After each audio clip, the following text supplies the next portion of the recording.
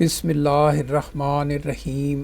السلام علیکم ناظرین، میں ہوں افضال انصاری، ممبر لاہور ٹیکس بار ایسوسی ایشن۔ آئیے چلتے ہیں آج کی گائیڈ لائن کی طرف۔ جی آج ہم ایک ایگزامپل کے تھرو دیکھیں گے کہ 7E کی کیلکولیشن کیسے ہوتی ہے، ٹیکس آن ڈیمڈ انکم۔ جی اس سے پہلے ہم نے ایک ویڈیو اپلوڈ کی تھی جس میں 7E کی جو ٹیکس پروویژن ہیں اسے ہم نے ڈیٹیل سے ڈسکس کیا تھا کہ کون کون سی پراپرٹیز پر یہ اپلیکیبل ہوتا ہے اور کون کون سی پراپرٹیز پر یہ اپلیکیبل نہیں ہوتا۔ تو آئیے یہ ایک پریکٹیکل ایگزامپل کی صورت میں دیکھتے ہیں کہ 7E کی کیلکولیشن کیسے ہوتی ہے۔ جی یہ ہم فار ٹیکس ایئر 2022 کے لیے یہ ایک ایگزامپل بنا رہے ہیں۔ تو یہ جتنی بھی پراپرٹیز ہمارے پاس ہوں گی 30 جون 2022 کو ان کے اوپر یہ کیلکولیشن ہوگی، اور جو پراپرٹیز ہم نے 30 جون سے پہلے بیچ دی ہوں گی یا ڈسپوز آف کر دی ہوں گی تو یہ ان کے اوپر اپلیکیبل نہیں ہوگا۔ جی اس میں یہ ایکسل میں ہم نے ایک شیٹ بنائی ہے۔ تو یہ پہلا کالم ہے پراپرٹی کا، اس میں ہم پراپرٹی کا ایڈریس وغیرہ لکھیں گے۔ دوسرے کالم میں اس کی کیٹیگری لکھیں گے، ریزیڈینشیل ہے یا کمرشل ہے۔ جی اس کے بعد اس کی کاسٹ لکھیں گے، یعنی کاسٹ جو ہماری ویلتھ اسٹیٹمنٹ وغیرہ میں آ رہی ہوگی۔ جی اس کے بعد ہم پراپرٹی کا ایریا لکھیں گے۔ جی اس کے بعد ہم FBR ویلیو پر مرلہ دیکھیں گے کہ کتنی ہے۔ تو یہ ہمیں جو پر مرلہ ریٹس ہیں وہ FBR کی ویب سائٹ سے بھی اویلیبل ہوں گے۔ تو آئیے دیکھتے ہیں کہ کہاں سے ہمیں مل سکتے ہیں۔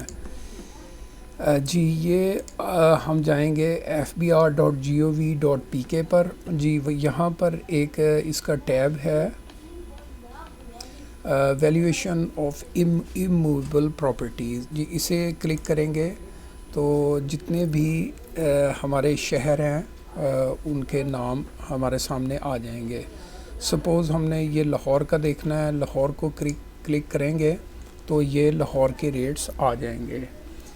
جی اسے ڈاؤن لوڈ کر لیں گے، اور جب ہم اسے اوپن کریں گے تو یہ اس انداز سے ہمارے پاس آ جائے گا۔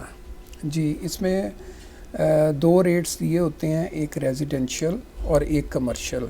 تو پہلے ہم علاقہ دیکھیں گے کون سے علاقے میں ہماری پراپرٹی ہے، پھر ریزیڈینشیل ہے یا کمرشل ہے، تو اس کے مطابق اس کا ریٹ ہم یہاں پر لکھ دیں گے۔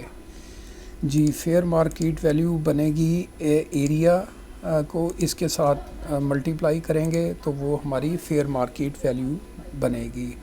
جی کاسٹ اس کی مختلف ہو سکتی ہے اور فیئر مارکیٹ ویلیو جو ہے وہ مختلف ہو سکتی ہے۔ جی اس کے بعد ہم دیکھتے ہیں کہ کچھ پراپرٹیز ایگزیمپٹ ہوگی اور کچھ ٹیکسیبل ہوں گی۔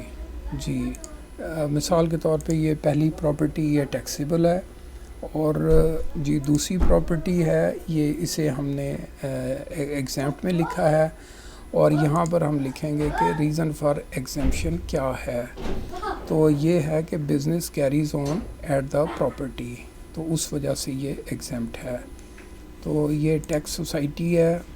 اگلی پراپرٹی دیکھتے ہیں، یہ ٹیکسیبل ہے۔ جی اس سے آگے ہم دیکھتے ہیں کہ ایک اور پراپرٹی ہے، وہ بھی ہم نے ایگزیمپٹ میں لکھی ہے۔ تو ایک کیپٹل ایسٹ جو ہے وہ ایگزیمپٹ ہوتا ہے۔ جی اب ہم اس کا ٹوٹل دیکھتے ہیں۔ ٹوٹل جو ہے 7,42,00,000 تھا، جس میں سے 3,71,00,000 ایگزیمپٹ ہو گیا ہے، اور ٹیکسیبل 3,71,00,000 آ گیا ہے، 3,71,70,000۔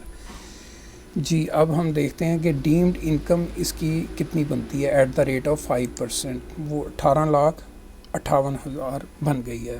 جی اس کے بعد ٹیکس آن ڈیمڈ انکم جو ہے وہ ایٹ دا ریٹ آف 20%، وہ 3,71,000 بنتی ہے۔ جی اس طرح سے 7E کی کیلکولیشن ہوتی ہے۔ جی اب